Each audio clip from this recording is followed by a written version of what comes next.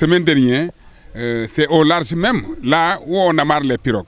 C'est là-bas qu'il y a eu lieu la collision des deux pirogues où deux jeunes pêcheurs ont perdu la vie. Alors, pour être repêchés quelques jours après.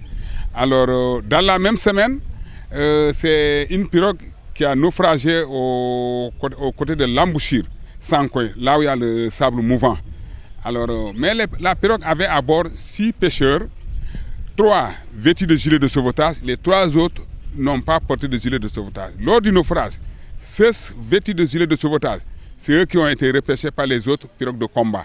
Mais ceux qui ont refusé de porter le gilet de sauvetage, ils sont tombés dans le piège de la mort.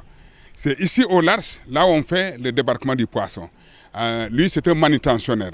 En Wolof, ils le disent type 4. C'est eux qui font décharger les pirogues.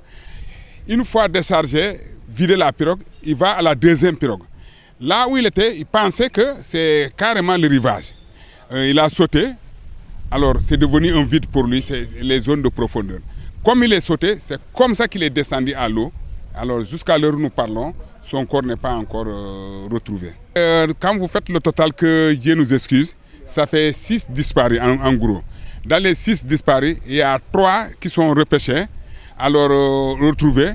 Les 3 autres, les recherches continuent d'une façon déplorable. Même l'ancien, nous en tant que coordinateur local et départemental des réseaux de la pêche, c'est une plaidoyer que j'ai toujours lancée à l'autorité et je pense qu'elle aura gain de cause. C'est-à-dire, nous demandons à ce que Kafountine ait une base navale comme Elinkine.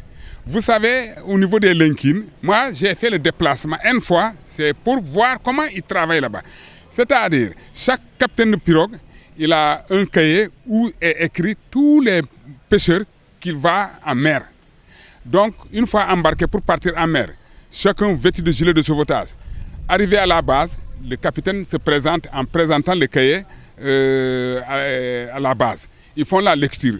Par exemple, s'ils disent Abdoulaye Demba, il dit présent, Tando, il dit présent. Alors donc, si la pirogue est à 25 marins, il compte ces 25 pêcheurs, tous vêtus de gilets de sauvetage. Une fois parti, le cahier se laisse là-bas. Il signe avoir embarqué 25 marins, il va. Au retour, avant de faire débarquer sa pirogue, il retourne à la base pour une dernière présentation. Alors, il repasse à la même lecture.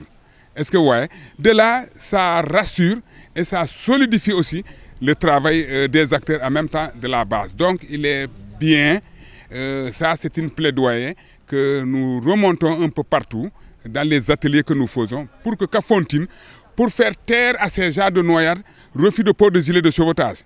Alors, la preuve, la semaine dernière, par le biais de la compagnie qui fait la subvention des moteurs, la TSS, j'ai fait remonter ici un minimum de 1000 gilets qui sont là. Alors donc, avec la base navale, ces acteurs de la pêche, de la manutention, eux, ils le disent là-bas, ils seront tous conditionnés par force et degré de se sécuriser soi-même en prenant les gilets de sauvetage par la base navale.